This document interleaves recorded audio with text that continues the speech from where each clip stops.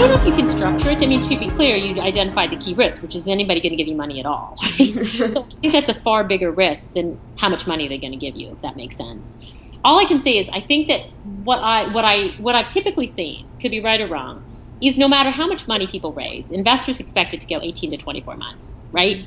And I think one of the biggest risks for you in raising money is raising it and running out in between key milestones. So I think my bigger point is one like that, which is at the end of the day, the way I think about raising capital is, and I don't know, it's a truism. I don't know why it is. No matter how much money people raise, it always seems to last 18 to 24 months. It's crazy because it's sort of like you could raise a lot of money if it's going to last you 4 years, but typically what happens is companies rise to the spending level of the money they have. So to your point, if you want to be prudent and spend less, of course you raise less.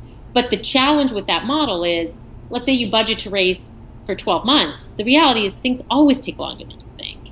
And the worst position to be in as an entrepreneur is to be raising money between key milestones. So what's a good example? You raise money pre-launch of a product, and that money takes you to 3 months post-launch.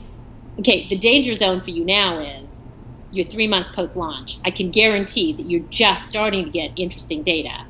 And now you're going to be judged in your next round on like the launch data plus 3 months, which is much worse than the launch data plus 12 months, And so that's something to think about is like, I think the way to think about a fundraising strategy is what do you need to a milestone?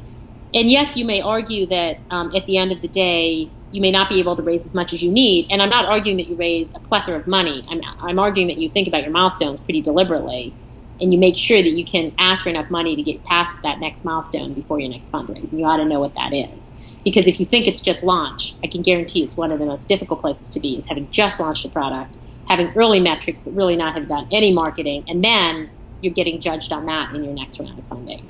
So I think that's a sensitivity.